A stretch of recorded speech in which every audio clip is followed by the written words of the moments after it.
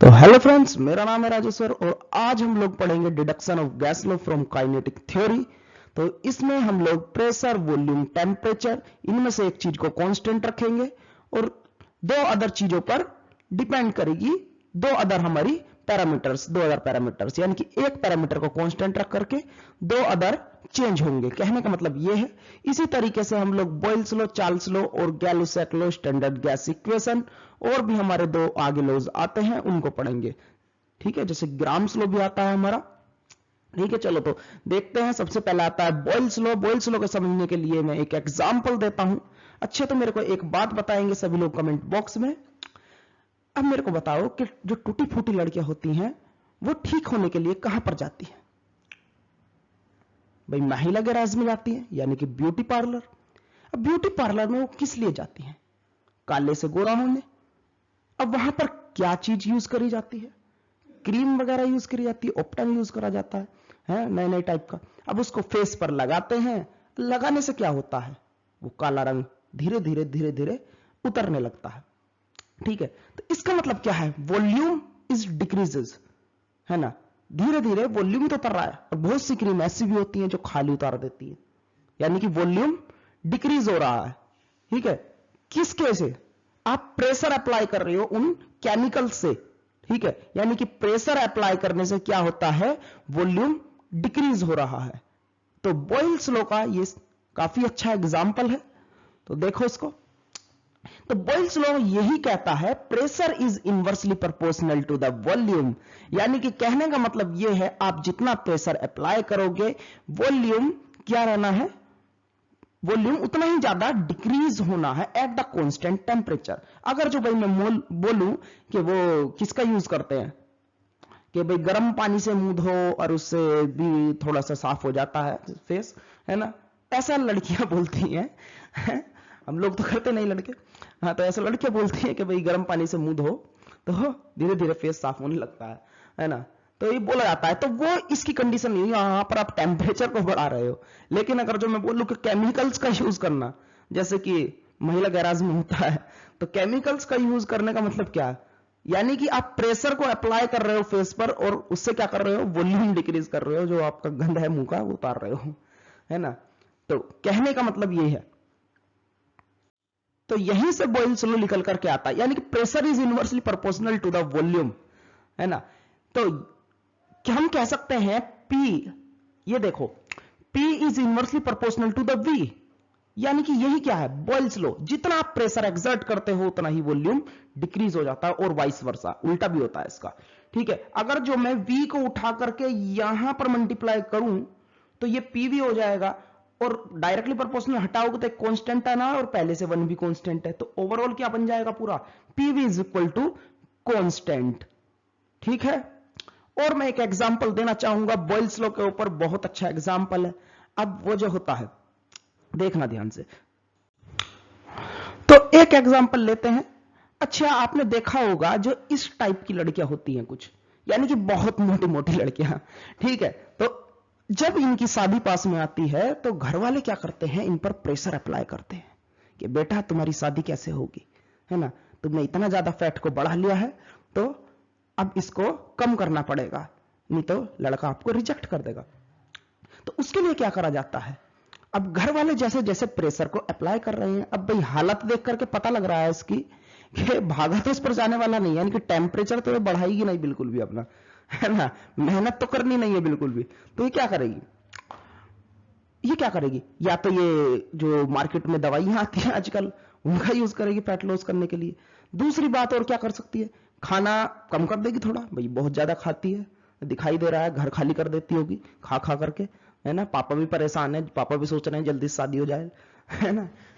आदत पता लग रहा है आधी सैलरी इसमें ही जा रही है, खाने पीने में ही, है ना। तो वो क्या कर रहे हैं? जैसे ही पेरेंट्स क्या करते हैं? प्रेशर अप्लाई कर रहे हैं, तो ये क्या करेगी? खाना कम कर देगी एक तरीके से।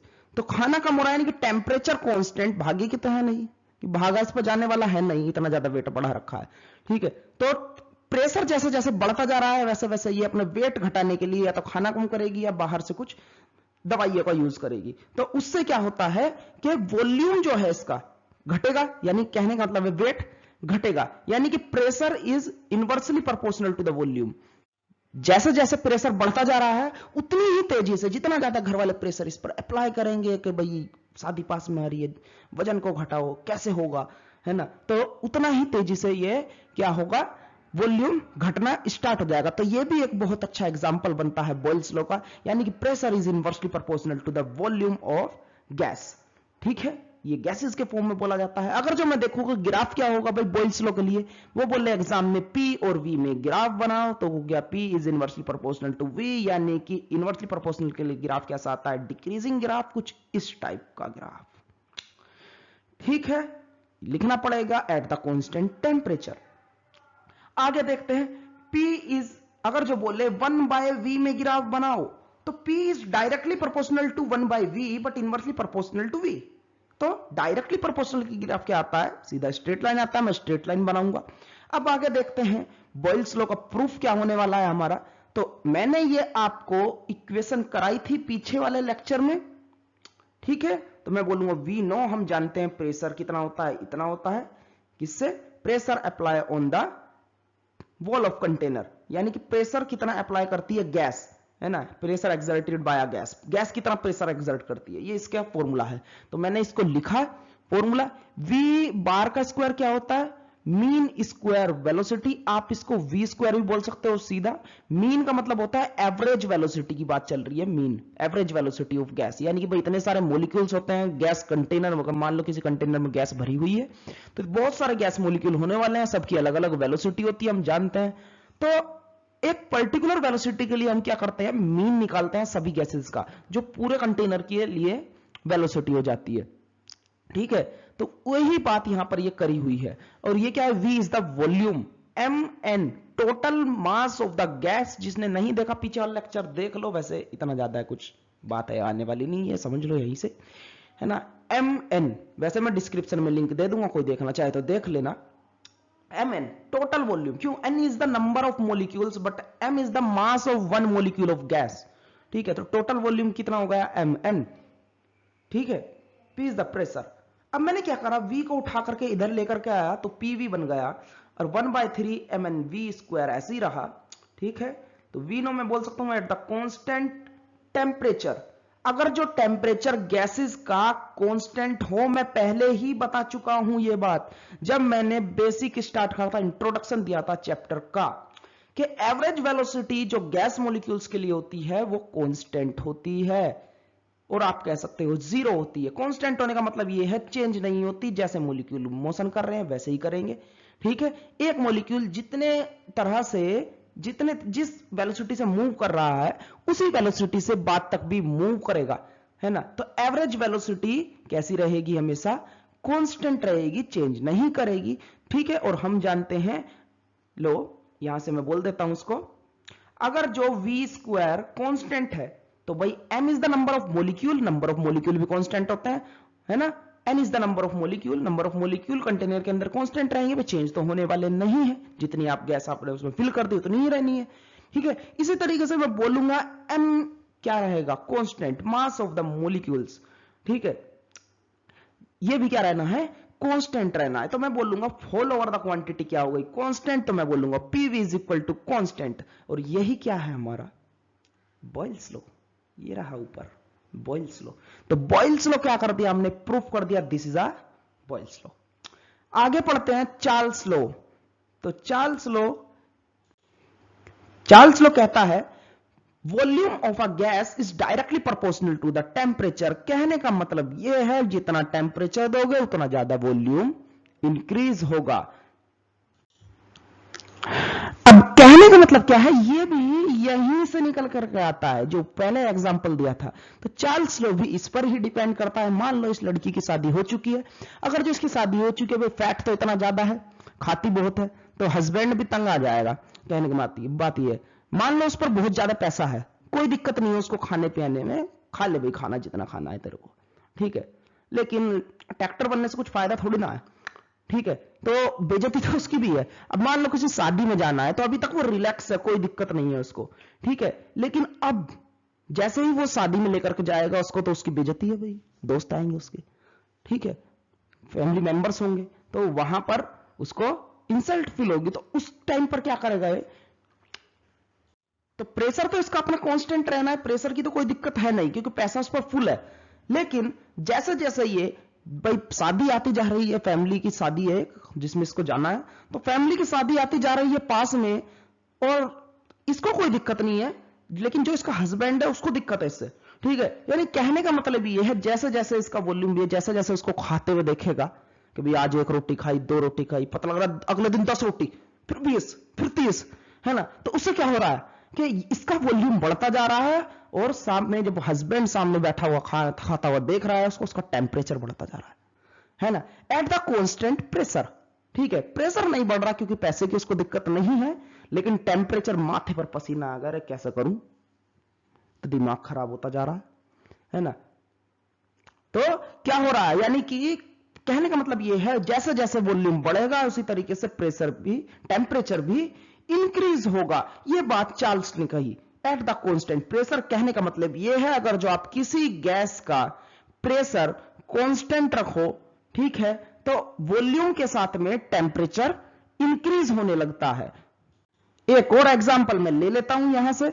मान लो एक मेरे पास कंटेनर है, ये मेरे पास कंटेनर है, मैंने इसमें दूध उबालने को ले रख दिया, इतना दूध भरा। अब नीचे से मैं इसको फायर दे रहा हूं, फायर, ठीक है, आग लगा दी मैंने नीचे से इसमें। अब ये क्या करेगा, थोड़ी देर बाद इसमें उबाल आएगा तो ये ऊपर की तरफ भागेगा, है ना। मान लो मैंने इस पर प्लेट रख दी कुछ, ठीक है।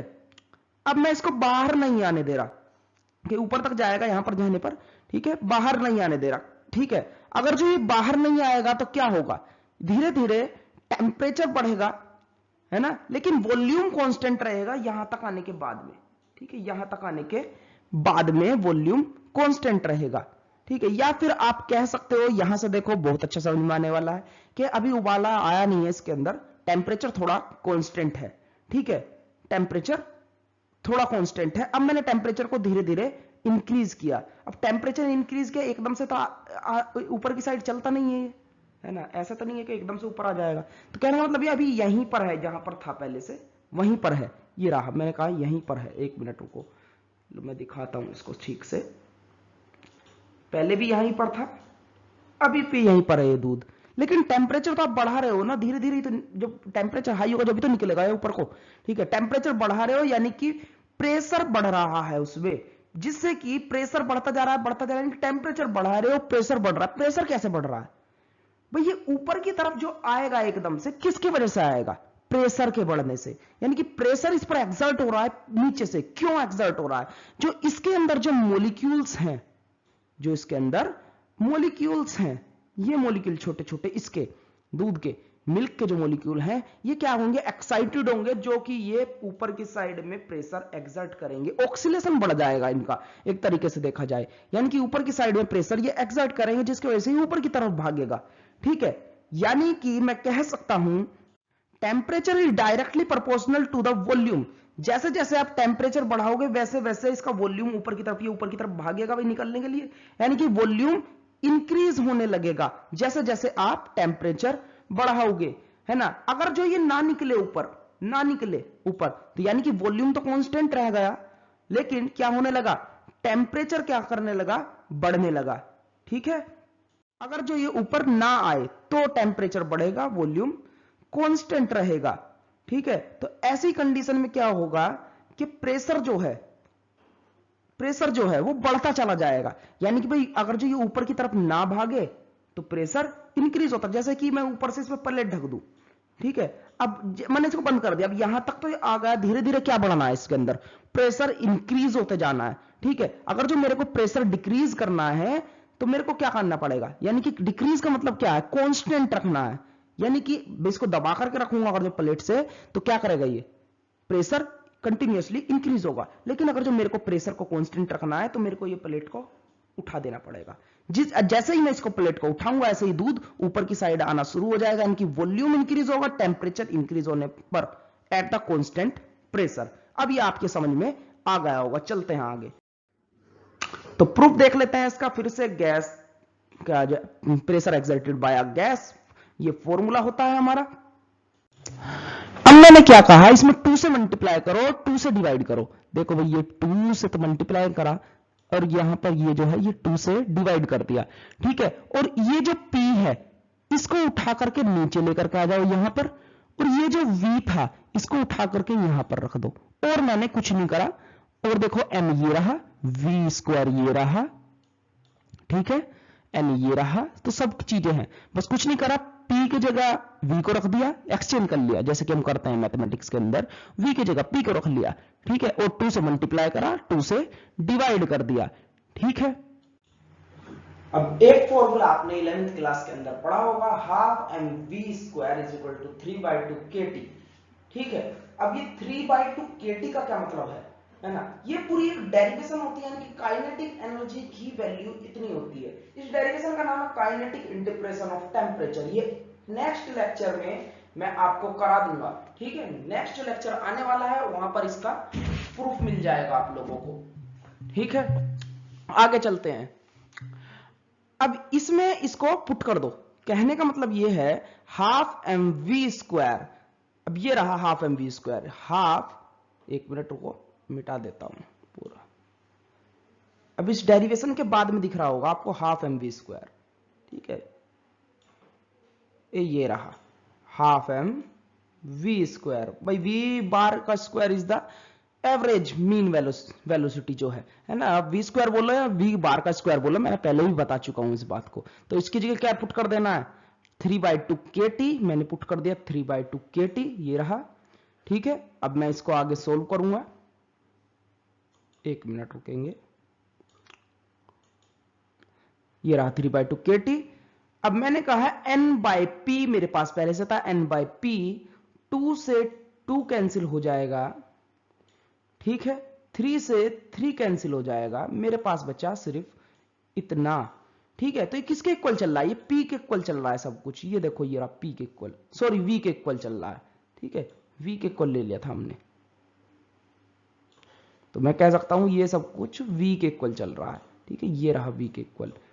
अब v के इक्वल ये है तो मैं कह सकता हूं n कांस्टेंट वैल्यू एक हमारी, p कांस्टेंट हम पहले से ले चुके हैं एट द कांस्टेंट प्रेशर, ठीक है, के भी हमारा कांस्टेंट होता है, आगे पता लग जाएगा। टेम्परेचर T ये हमारा वेरी करता है, ठीक है, यानी कि V is directly proportional to the T, ठीक है। तो ये ही बोलता है चार्ल्स लॉ, यानी कि जितना आप वॉल्यूम बढ़ाओगे उतना ज्यादा टेम्परेचर बढ़ेगा, या कहने का मतलब ये जितना टेम्परेचर बढ़ाओगे उतना ज्यादा वॉल्यूम बढ़ता चला जाएगा, जैसे कि मैंने एग्जांपल पीछे दिया था। आगे पढ़ते हैं गैल-लुसैक लॉ, इसको रेनॉल्ड्स लॉ भी बोलते हैं, क्या बोलते हैं, रेनॉल्ड्स लॉ, किसी भी नाम से आ सकता है, मैक्सिमम बार गैल-लुसैक लॉ से ही पूछा जाता है। तो ये लॉ क्या कहता है, एट द कांस्टेंट वॉल्यूम, इस बार वॉल्यूम कांस्टेंट होगा, यानी कि सभी में से 3 में से वॉल्यूम, प्रेशर, टेम्परेचर में से एक चीज कांस्टेंट करोगे तो एक लॉ अपने आप निकल करके आ जाना। ये कहता है the pressure P of a gas of a given mass of ideal gas इस डायरेक्ट, आइडियल गैस एक ऐसी गैस होती है जो कि जिसका बिहेवियर यानी कि सब कुछ बढ़िया हो, बिल्कुल आइडियल बंदा कौन सा बंदा होता है ना, जो बिल्कुल सच बोलता हो और बिल्कुल परफेक्टली हो, इस तरह गैस को आइडियल गैस बोलते हैं। आगे पढ़ेंगे, बहुत इंपॉर्टेंट गैस है आइडियल गैस, इक्वेशन भी हम लोग पढ़ेंगे, ठीक है, तो मैं ज्यादा टाइम खराब नहीं करूंगा आइडियल गैस को यहां पर समझा करके। तो ये कहता है P is directly to T, कहने का मतलब ये है जैसे जैसे आप प्रेशर बढ़ाओगे, या सॉरी आप टेम्परेचर बढ़ाओगे, आप जैसे जैसे, तो प्रेशर इंक्रीज करना शुरू हो जाएगा, यानी कि pressure is directly proportional to temperature. आप उल्टा भी बोल सकते हो, pressure is directly proportional to temperature, या temperature is directly proportional to pressure, यानी कि दोनों में से एक चीज बढ़ाओ तो दूसरी ऑटोमेटिकली बढ़ जानी है। इसका एग्जाम्पल क्या है, इसका क्या एग्जाम्पल है, इसका सबसे अच्छा एग्जाम्पल है कि एक लड़का है, उसने शादी कर ली। अब शादी करने के बाद क्या हुआ, अब तुम्हें पता है लड़कियां बड़ी खतरनाक चीज होती हैं, यानी कि शादी हुई नहीं कि पैसा लाना शुरू कर दो, है ना। अब काम धाम वो कुछ करता नहीं, शादी करके बैठ गया, ठीक है। अब काम वाम में कुछ करता नहीं, लो मैं इसका पहले ग्राफ बना देता हूं, ये इसका ग्राफ बना लेना भाई, ये प्रेशर डायरेक्टली प्रोपोर्शनल हो जाएगा V। अब वो काम वाम कुछ करता नहीं है ना, यानी कि बीबी क्या बोलेगी उसको कि अरे मेरे को पास ये नहीं है और मेरे पास ये नहीं है और ये नहीं है ना। अगर जो इंसान ठीक ठाक भी कमाता हो तो भी उसके लिए ये ऐसे ही प्रेशर बढ़ता रहता है ना, क्योंकि बीवी एक बहुत ही खतरनाक चीज होती है, तो उनसे जितना दूर रहा जाए वो ही ठीक है ना। तो मैं इसलिए बोलता हूं हमेशा कि शादी तो जब करो तो लास्ट में जाकर के करो, बिल्कुल बिल्कुल जब जाकर के घर वाले बिल्कुल दबा करके प्रेशर बना दे कि भाई अब तो करना ही पड़ेगा, तो जब जाकर के करनी चाहिए, वरना तो जिंदगी तो नाश हो ही जानी है ना। तुम नहीं करोगे तो वो तो कर ही देगी। अब प्रेशर टेम्परेचर के प्रोपोर्शनल कैसे होगा, कहने का मतलब यह है वो उस पर दबाव बनाएगी, मेरे पास ये नहीं है, मेरे पास ये नहीं है, पैसे दो मेरे को, है ना। अब प्रेशर तो बढ़ता जा रहा है और साथ में टेम्परेचर भी बढ़ रहा है, अरे काम नहीं मिल रहा है, रोज तो जाता हूं देखने, कहां से लाऊं तेरे लिए, कॉम्प्रोमाइज करेगी नहीं वो बिल्कुल भी, है ना, क्योंकि बेशरम टाइप होती है बिल्कुल। चलो आगे चलते हैं, वैसे हर लड़कियां ऐसी नहीं होती, मैक्सिमम की बात कर रहा हूं। चलो आगे देखते हैं, स्टैंडर्ड गैस इक्वेशन। अच्छे आगे ये तो हमें पढ़ा ही नहीं, प्रूफ कैसे होगा इसका, यानी कि P डायरेक्टली टू टेम्परेचर, है ना, एट द कांस्टेंट वॉल्यूम, लेकिन वॉल्यूम तो कांस्टेंट रहा है, नौकरी लग नहीं रही, पैसा आ नहीं रहा है, यानी कि volume is always constant, but pressure बढ़ता जा रहा है टेम्परेचर के साथ में, पसीना पसीना हो गया, रोज जाकर के सुबह शाम जाओ सुननी पड़ती है, ठीक है। तो प्रूफ देखते हैं आगे इसका, फिर से वही पुरानी बात, घटिया किस्म की बात हमने उठा ली, P is equal to 1/3 mn/v v square, यानी कि pressure exerted by a gas. यही तो पुरानी घटिया बात पढ़ी थी हमने पिछले लेक्चर में, है ना, इससे घटिया तो कुछ है ही नहीं, ये तो याद ही रखना पड़ेगा, इसके बिना तो कुछ है ही नहीं। आगे देखो, ये कहता है P जो है directly proportional to v square, कैसे होगा भाई, कहने का मतलब ये है अकॉर्डिंग टू दिस, यानी कि वॉल्यूम को कांस्टेंट रखना है हमारे को इस केस में, लो वॉल्यूम हो गया कांस्टेंट, और m is always constant and l is always constant, ये सभी क्या होते हैं, कांस्टेंट होते हैं, ठीक है। यानी कि इस केस के अंदर जब वॉल्यूम नहीं होता तो हमारी मीन स्क्वायर वेलोसिटी जो होती है वो कांस्टेंट नहीं रहती है, ये सभी बात मैं पहले बता चुका हूं, ठीक है। तो यानी कि pressure is directly proportional to किसके होगा, v स्क्वायर के, क्योंकि 1/3 इज ऑलवेज कांस्टेंट, ये भी कांस्टेंट ही होता है, ठीक है। तो एट द कांस्टेंट वॉल्यूम, तो प्रेशर जैसे जैसे बढ़ेगा तो वॉल्यूम के जो पार्टिकल्स हैं उनकी स्पीड भी चेंज होती रहेगी, ठीक है। हो सकता है कभी ज्यादा हो जाए, कभी कम हो जाए, कभी ज्यादा हो जाए, कभी कम हो जाए, जैसे जैसे प्रेशर बढ़ेगा, तो उस हिसाब से जो एवरेज वेलोसिटी है वो डिफर करती रहती है, जिस वजह से velocity, average velocity directly proportional to the pressure. अगर जो ये प्रेशर के डायरेक्टली प्रोपोर्शनल है, ठीक है, और इतनी बात भी हम जानते हैं कि जो मीन स्क्वायर वेलोसिटी होती है वो टेम्परेचर के भी, यानी कि टेम्परेचर दोगे मॉलिक्यूल एक्साइटेड होगा, यानी अब वेलोसिटी क्या होने लगेगी, चेंज होने लगेगी, चेंज होने लगेगी। जैसे कि पापा ने मारा चांटा कि वहां पर जा सामान लेकर के आ, है नहीं, अब तुम्हारे को जाना नहीं था, उससे पहले मना कर रहे थे, लेकिन जैसे ही चांटा खाया एकदम से भागने लगे, किसके साथ में, टेम्परेचर के साथ में, भागोगे टेम्परेचर बढ़ेगा, साथ में वेलोसिटी तो बढ़ेगी बढ़ेगी, ठीक है, यानी कि तेजी से काम करोगे। यानी कि मैं कह सकता हूं इन दोनों से, इससे और इससे मैं बोल सकता हूं P डायरेक्टली टू T, हो गया गैलो-सैकलो प्रूफ, ठीक है। तो यहीं से, और मैं गैलो-सैकलो को और एक तरीके से समझाना चाहूंगा, देखो ध्यान से, ठीक है।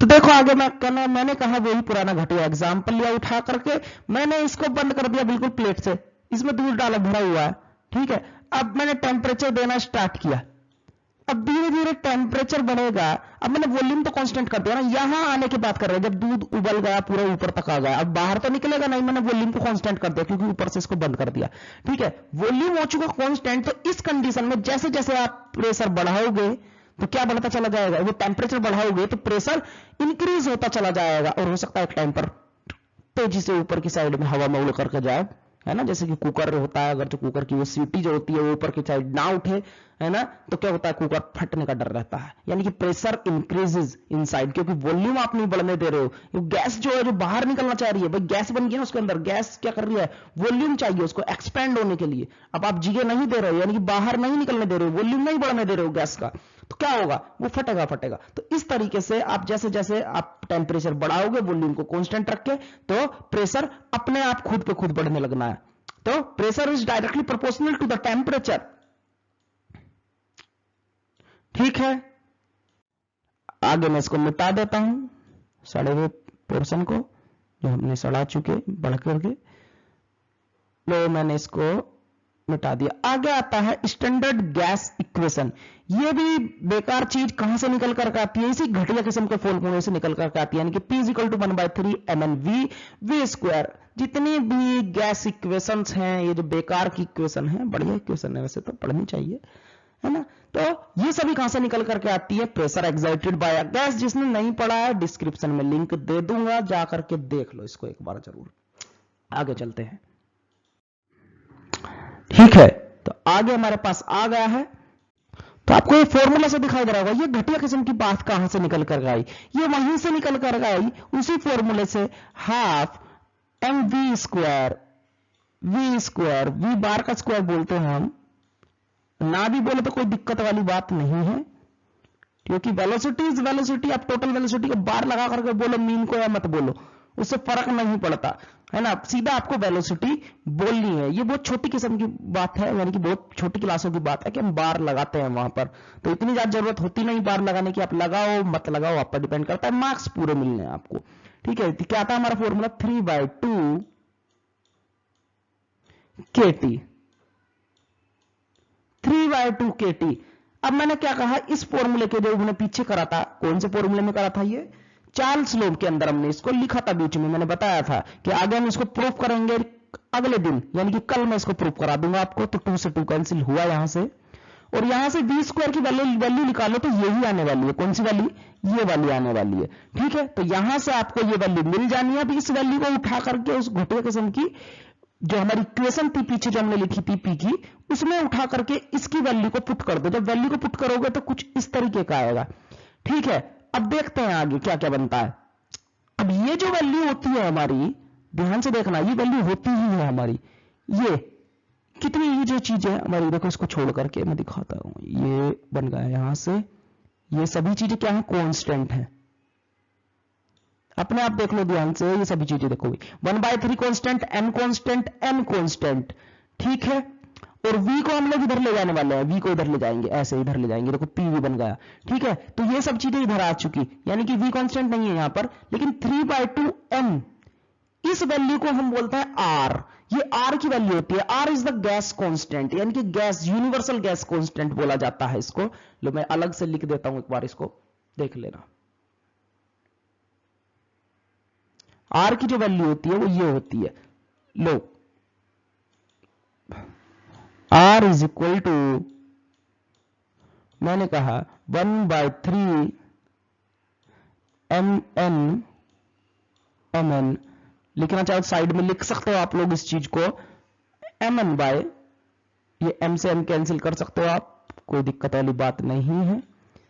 ठीक है, 1 मिनट रुकेंगे, 3 से 3 भी कैंसिल कर दो, जो जो चीजें कैंसिल हो रही हैं। ठीक है, और जो वैल्यू बचेगी वो गैस कांस्टेंट की वैल्यू होगी, लिख देता हूं, जो वैल्यू बचेगी वो गैस कांस्टेंट, यानी कि n बचा हमारे पास, n, और क्या बचा मेरे पास, k। ठीक है, यही इतनी वैल्यू हमारी गैस कांस्टेंट की वैल्यू होती है r, ये r होता है हमारा, ये होता है r। ठीक है, जो वैल्यू कट चुकी हमने काट दी, जो बचा हमारा वो गैस कांस्टेंट की वैल्यू होती है, तो इसको लिख लेंगे इसी तरीके से। ठीक है, साइड में, तो r की वैल्यू, गैस कांस्टेंट की वैल्यू फिक्स होती है 8.314, है ना, ये हमारी वैल्यू होती है गैस कांस्टेंट की। तो यहां से मेरे पास एक नया फॉर्मूला क्रिएट हो चुका है, इसको बोलते हैं स्टैंडर्ड गैस इक्वेशन, और आइडियल गैस इक्वेशन भी इसको बोल देते हैं। स्टैंडर्ड गैस इक्वेशन मतलब कि प्योरली आइडियल गैस जो हो उसकी इक्वेशन, 1 मोल के लिए, 1 मोल के लिए, क्योंकि आपने 11th क्लास में ये फॉर्मूला पढ़ा होगा, PV is equal to nRT। ठीक है, ये आइडियल गैस इक्वेशन होती है। अब यहां पर n की वैल्यू क्या होती है, 1 होती है। ठीक है, तो यहां से बन जाता है PV is equal to RT। तो हम बोलते हैं आइडियल गैस इक्वेशन के केस में जब n की वैल्यू, यानी नंबर ऑफ मोल क्या हो गैस के, 1 हो, तो PV is equal to RT, तो ये क्या बन जाती है, स्टैंडर्ड गैस इक्वेशन। ठीक है, आगे आता है एवोगैड्रो लॉ। ये एवोगैड्रो लॉ क्या होता है, अब देखते हैं। मान लो एक लड़का है और एक लड़की है ना, अब दोनों के दोनों मतलब कि एक तरीके से देखो, एक डायलॉग तो आपने अच्छे सुना होगा कि अपन लव के कैरेक्टर में बड़ा ढीला है, यानी कि कहने का मतलब क्या है, यानी कि उनकी प्रॉपर्टीज मैच नहीं करती है ना, प्रॉपर्टीज। और जब मतलब कि उसको उसके जैसी लड़की मिल जाती है तो कहने का मतलब यह है, मतलब कि प्रॉपर्टीज मैच कर गई, है ना। तो कहने का मतलब यह है मेरा कि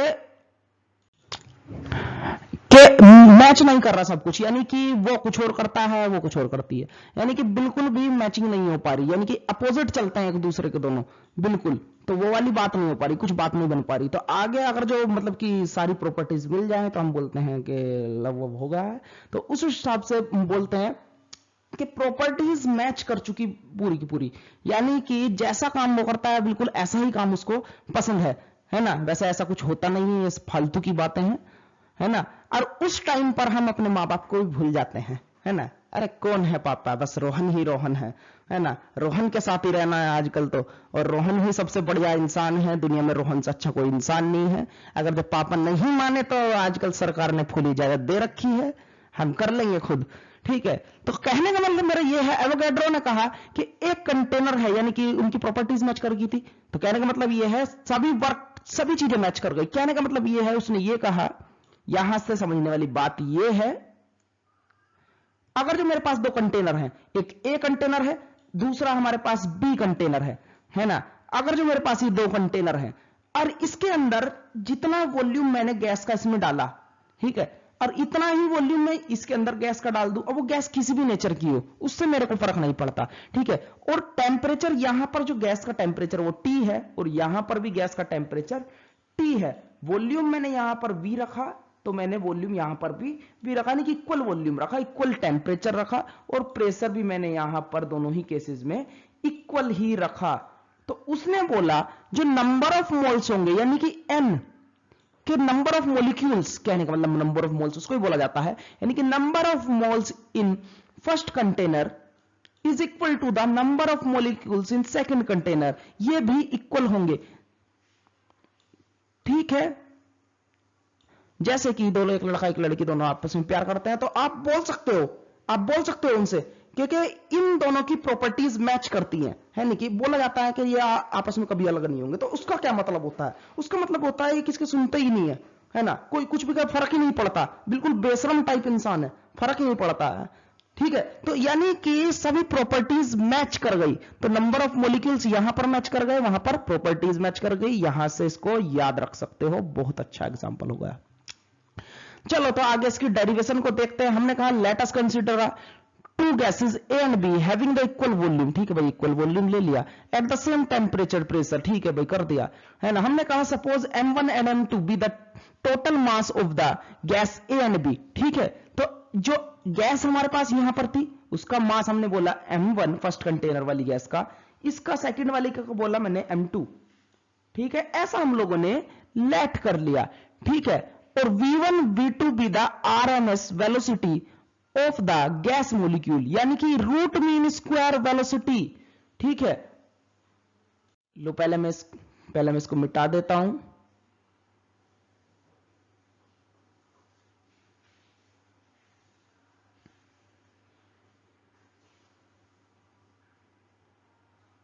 अब मैंने इसको मिटा दिया। रूट मीन स्क्वायर वेलोसिटी क्या होती है ना।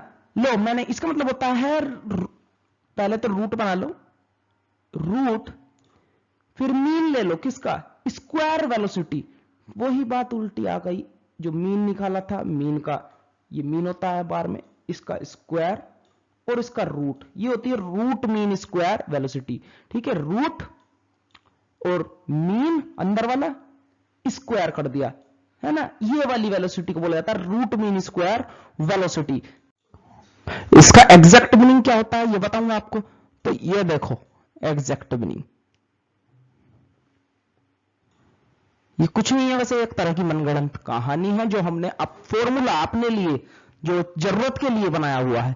भाई आपने मीन निकालते हो, आप एवरेज मीन कैसे निकालोगे, अगर जो एक कंटेनर के अंदर, मैंने मान लिया ये कंटेनर ऊपर दिखा रहा हूं, ये कंटेनर है, इसके अंदर बहुत सारी गैस, एक गैस भरी हुई है जिसके मॉलिक्यूल्स यहां पर फ्रीली मूव कर रहे हैं, ठीक है। अगर जो फ्रीली मूव कर रहे हैं तो इनकी सबकी वेलोसिटी अलग होगी, और मैं इसका मीन निकालूं तो क्या आना है, मीन V1 प्लस V2, ठीक है। जितने भी मॉलिक्यूल होंगे, मैं कहा n नंबर ऑफ मॉलिक्यूल्स हैं इसके अंदर, तो कहां तक जाना है, Vn।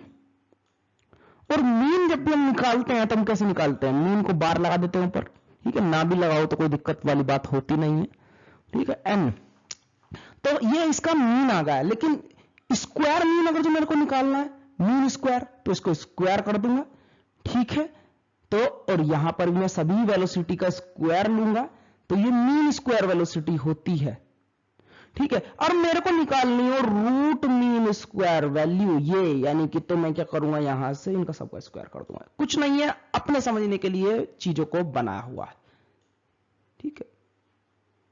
जनरली तो वेलोसिटी होती है, मीन वेलोसिटी होती है, फिर जरूरत पड़ती है तो स्क्वायर वाली ले लेते हैं, जिसकी जरूरत पड़ती है उसको ले लेते हैं। आगे देखते हैं, तो कहां पर थे हम, यहां पर थे हम कि भाई हमने V1 V2 with the RMS value of the gas molecules, यानी कि ए जो गैस है हमारी टोटल की बात होती है ना, मीन यानी कि पूरे कंटेनर की वेलोसिटी, फिर उसको स्क्वायर रूट करा, यानी कि हमने पूरे कंटेनर के अंदर जो मोलिक्यूल है उनका जो square root mean square velocity कही, ए के लिए वो बोली V1 और बी वाले के लिए बोली V2 रिस्पेक्टिवली, एंड हमने बोला N1 N2 be the number of moles of gas, a container में N1 लिया हमने, बी वाले कंटेनर के अंदर कितना नंबर ऑफ मोल्स हैं हमने बोला, यानी कि मोलिक्यूल्स, नंबर ऑफ मोल्स मतलब मोलिक्यूल्स है ना, कितने हैं हमने बोला बी मोलिक्यूल्स हैं। तो नाउ मैं बोल सकता हूं अगर जो मास जो फर्स्ट कंटेनर है, ए कंटेनर जो हमारा था, ये वाला ए कंटेनर में दिखा देता हूं, यहां पर ये ए कंटेनर था, ये बी कंटेनर था, ए कंटेनर, ये बी कंटेनर है ना। तो इसके अंदर जो मास था वो मैंने m1 बोला, अभी ऊपर लेट किया, लेकिन total mass of the molecules, यानी कि एक मोलिक्यूल का मास m1 n1 और नंबर ऑफ मोलिक्यूल्स तो n1, ठीक। इसी तरीके से m2 का मास ये हो जाएगा। फिर वही घटिया किस्म की इक्वेशन आ गई दोबारा से निकल करके, P is equal to 1/3 first container के लिए लगा रहे हैं गैस A, ठीक है, ए कंटेनर के लिए लगा रहे हैं, तो मैंने बोला P is equal to 1/3 m1 v1 का होल स्क्वायर। और एवोगैड्रो के अकॉर्डिंग कंडीशंस, यानी कि प्रेशर वगैरह सब कुछ क्या होना चाहिए, सेम होना चाहिए। देखो तो प्रेशर हमने सेम कहा, यहां पर भी P बोला और यहां पर भी P बोला, इसी तरीके से हमने वॉल्यूम भी सेम कहा, यहां पर भी V और यहां पर भी, बट मास हमने डिफरेंट बोल रखा, क्योंकि मास के बारे में उसने कुछ ऐसा बोला नहीं, तो m1 और यहां पर m2।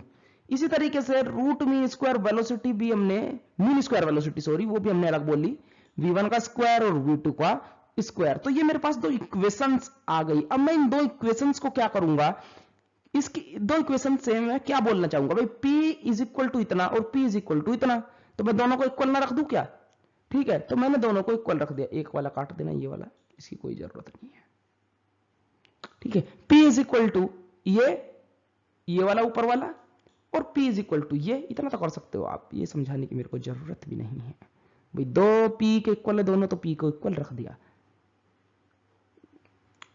ठीक है। ये एक P काट देना इसमें से, ये वाला P दो बार लिखा गया धोखे से, तो P वाला P रखना, तो ये आ गया मेरे पास दोनों इक्वेशन से ऊपर वाली, ठीक है। अब मैं इसको सोल्व करूंगा तो 1/3 कट गया इससे, ठीक है। अब P को भूल जाओ, यानी कि दोनों को इक्वल रख दिया, चाहे तो ये वाला P भी काट दो, काटना चाहते हो तो, वरना मत काटो, जो भी आप लो, मैं काट देता हूं इसको कोई जरूरत नहीं है वैसे, ठीक है। तो दोनों को इक्वल रख सकता हूं क्योंकि दोनों इक्वल है, तो मैंने जो काटा वो काटा, काटने के बाद मेरे पास कुछ ये इक्वेशन आ गई, ठीक है। मैंने v को यहां से यहां पर मल्टीप्लाई करा, ये लो भाई ज्यादा हो रहा है, देखो एक मिनट 1/3 से 1/3 कैंसिल हो जाएगा कि नहीं हो जाएगा, v से v कैंसिल हो जाएगा, ठीक है। तो मेरे पास क्या बचा, सीधा m1 v1 का square is equal to m2 v2 का स्क्वायर। तो ये मेरे पास थर्ड इक्वेशन निकल करके आ गई, ठीक है, आ गई। अब मैं यहां से बोलूंगा, ठीक है, अब मेरे पास जो भाई हमने पीछे पढ़ा कि हाफ mv स्क्वायर का फॉर्मूला क्या होता है, 3/2 kT, ठीक है। लेकिन उसमें सभी चीजें सेम दी हुई हैं, तो काइनेटिक एनर्जी भी सेम होगी मॉलिक्यूल्स की, टेम्परेचर सेम, प्रेशर सेम, तो काइनेटिक एनर्जी तो प्रेशर और टेम्परेचर वगैरह पर डिपेंड करती है, यानी कि मोशन ऑफ मॉलिक्यूल्स, ठीक है, तो इन पर डिपेंड करती है। काइनेटिक एनर्जी प्रेशर टेम्परेचर पर डिपेंड करती है, ठीक है। तो हमने बोला हाफ m1 v1 का स्क्वायर, ठीक है, फर्स्ट मॉलिक्यूल की काइनेटिक एनर्जी फर्स्ट कंटेनर के लिए। इसी तरीके से सेकंड कंटेनर का लिखा हुआ देखो आगे 1/2 m2 v2 का स्क्वायर, ये किसके इक्वल होगा टोटल, हाँ 3/2 kT का, इस kT 3/2 kT, यानी कि तो इक्वेशन हमने फोर्थ बोल दी। मैं चलता हूं आगे की तरफ, ठीक है। अब मैं इक्वेशन थर्ड और फोर्थ से कहूंगा जो अभी हमने ली, ठीक है, दोनों को हम सोल्व करेंगे, सोल्व करने के बाद मेरे पर कुछ ये वैल्यू आ जानी है, दोनों को सोल्व करना, ये वैल्यू आपके पास आ जाएगी। अब M1 का क्या मतलब था? M1 का मतलब था, हमने पीछे लेट किया था, हमने बोला था कि M1 N1 यानी कि total number of molecules in first container, और M2 भी the total number of molecules in second container. तो M1 N1, M2 N2, यहां से M1 से M1 कैंसिल हो जाएगा, ऊपर से M2 से ये M2 कैंसिल हो जाएगा, तो मेरे पास आया N1 is equal to N2। तो यही तो हमारे को प्रूफ करना था। This is known as Avogadro law. यही क्या है? एवोगैड्रो लॉ है, एवोगैड्रो का नियम। ठीक है, आगे चलते हैं। Grams law of diffusion, grams law of diffusion. तो ध्यान से सुनिए, ग्राम्स लॉ ने हमारे को क्या बोला? उसने बोला according to this law the rate of diffusion of two gases are inversely proportional to the square root of their densities. कहने का मतलब ये है, इसके बाद आप ये लिख लेना, ठीक है, इसके बाद यहां तक तारने के बाद ये लिखना जो मैं यहां पर कह रहा हूं, क्योंकि फॉर्मूला अकॉर्डिंग हम लोग चल रहे हैं, तो इसी तरीके जैसे मैं सारे करा रहा हूं, तो मैं सोच रहा हूं इसको भी ऐसे ही करा दूं। लो मैं लिख देता हूं इसको इस तरीके से, डिफ्यूजन, रेट ऑफ डिफ्यूजन यानी कि v वेलोसिटी लिख रहा है इसको, इज इनवर्सली प्रोपोर्शनल टू, ये बात ग्राहम्स ने हमारे को बोली, अंडर रूट के रो। आप m भी बोल सकते हो, मासेस के बेस पर भी उसने इसको डिफाइन किया। अच्छा एक बात बताओ मेरे को कि मेरे पास दो गैसेस हैं, ठीक है, चलो एक एग्जांपल लेते हैं, वो पीछे ले रहे थे, एक भारी लड़की है, एक पतली लड़की है थोड़ी। अब दोनों को स्विमिंग करने के लिए बोल दिया गया। डिफ्यूजन का मतलब मैं बता देना चाहता हूं आपको, डिफ्यूजन का मतलब बहना भी होता है, यानी कि एक्सपेंशन, बहना, है ना। तो उसने बहने के ऊपर बताया, यानी कि जो उसने कहा है, देखो ध्यान से सुनना, एक लड़की है जो कि मोटी है काफी ज्यादा, ठीक है, वही फैटी लड़की जो मैंने स्टार्टिंग में दिखाया था आप लोगों को। एक पतली दुबली सी लड़की है, ज्यादा खाना वाना खाती नहीं है, उसके घर वाले देते नहीं है, ऐसा होता नहीं है, वैसे घर वाले ना दे, है ना, तो वही है। और एक दबा करके खाती है, पता लगा घर पापा की सैलरी कम पड़ गई, है ना, तो वो वाला हिसाब है। तो अब उनको दोनों को स्विमिंग करने के लिए बोला गया। तो अच्छा, पहले कौन सी लड़की स्विमिंग को क्लियर करेगी, यानी कि फर्स्ट नंबर किसका आएगा? जो हल्की है, ऑब्वियसली बात है, क्योंकि उसका वेट कम होगा, और आप कह सकते हो डेंसिटी कम होगी, ठीक है, क्योंकि जो हमारी डेंसिटी है वो वेट पर भी डिपेंड करती है, ठीक है, मास पर डिपेंड करती है। तो हम कह सकते हैं जो भारी लड़की होगी वो पीछे रह जाएगी, ठीक है। अब ये मतलब बोलना कि सर कि अगर जो लव वगैरह की बात हो तो वहां पर तो भारी लड़की जल्दी बह जाती है, क्योंकि उसको तो कोई देखता ही नहीं है। लेकिन जो पतली लड़की है उसके तो वैसे ही बहुत, मतलब कि मैं जो कहना चाहता हूं कि मतलब कि वैसे ही बहुत, मतलब कि जो हमारा है बहुत डिमांड होती है, कहने का मतलब ये है ना। तो मतलब कि जो भारी लड़की है सर वो तो बहुत जल्दी बह जाती है उस केस में। तो उस केस में आपको लोगों को नहीं जाना है, तो हम बात कर रहे हैं स्विमिंग की, यानी कि स्विमिंग के केस में, है ना, यानी कि जब स्विमिंग के केस में देखा जाए तो यानी कि बहना, तो कौन ज्यादा तेजी से बहेगा? जो जिसका वेट कम होगा वो तेजी से बहेगा, जिसका वेट ज्यादा होगा वो थोड़ा कम तेजी से बहेगा। इसी तरीके से गैसेस के केस में भी है। अगर जो मैं दो गैसेस लूं, जैसे देखो मैंने लिया एक ऑक्सीजन ले लिया O2, दूसरी गैस मैंने लिया हाइड्रोजन। अब दोनों में से हल्की गैस कौन सी है? हाइड्रोजन का भाई वेट कम होता है, जबकि ऑक्सीजन का वेट ज्यादा होता है, क्योंकि एटॉमिक नंबर ज्यादा होता है, वेट भी ज्यादा होता है, 16 होता है ना। हाइड्रोजन का इतना ज्यादा नहीं होता, बहुत मिनिमम होता है। तो कौन सी गैस जल्दी बहेगी, यानी कि फैलेगी कौन सी जल्दी से? किसकी कौन सी फैलेगी? जिसका वेट कम होगा, ठीक है, वो जल्दी फैल जाएगी, क्योंकि वेलोसिटी बहुत ज्यादा जाएगी, universally proportional to the weight, है ना। तो हाइड्रोजन का मास जो है वो कम होगा, तो वो ज्यादा तेजी से फैलेगी, यानी कि वो उसके मॉलिक्यूल्स ज्यादा फ्रीली मूव कर सकेंगे, बिकॉज ऑफ डेंसिटी कम होगी हाइड्रोजन की। तो यही बात हमारे को ग्राम्स ने बोली थी अपने लॉ के अंदर, जो ज्यादा हल्का होगा वो उतनी तेजी से, वो गैस उतनी तेजी से एक्सपेंड करेगी, या कह दो डिफ्यूजन करेगी। कहने का मतलब यही है, फैलेगी। तो ठीक है, आगे हम लोग इसको प्रूफ देखते हैं। यहां से हेडिंग डालना इसमें प्रूफ, फिर यहां से प्रूफ शुरू करते हैं। अब इतनी बात तो आप जानते हो, अगर जब हमने दो गैस ली है, ठीक है, एक गैस ली हमने जिसका भी डेंसिटी ρ1 है, दूसरी गैस ली जिसकी डेंसिटी ρ2 है, ठीक है, दो डेंसिटी की गैस ले ली हमने, और उसकी जो पहले वाली गैस थी उसकी वेलोसिटी v1, दूसरी वाले की आरएमएस वेलोसिटी v2, ठीक है। अब मैंने बोला यहां पर जो उसका प्रेशर होगा वो प्रेशर भी डिफरेंट होगा, है ना। जिसमें जो हल्की गैस होगी उसमें प्रेशर ज्यादा होगा, जो भारी वाली होगी उसमें प्रेशर कम होगा। ठीक है, तो मैंने बोला ये P1, दूसरे वाले में मैंने बोला P2। अब ये मैंने बोला ये इक्वेशन होती है हमारी हाफ ρ1 V1 का स्क्वायर। ये इक्वेशन भी मैंने, यानी कि उसका ही जो हम लोग बेकार सी इक्वेशन बार बार लिखे जा रहे हैं सभी चीजों को प्रूव करने के लिए, ये उसका मतलब कि मॉडिफाइड फॉर्म है। ये भी मैंने वहीं पर आपको सिखाई थी उसी डेरिवेशन के अंदर। ठीक है, तो एक फॉर्म ये भी होती है, तो मैंने इसको डेंसिटी की फॉर्म में इसलिए लिखा क्योंकि ये डेंसिटी की फॉर्म में डिफाइन हो रही है, तो मैंने डेंसिटी की फॉर्म में इसको लिख दिया भाई, है ना। अब अगर जो steady state diffusion is reached then the pressure become equal.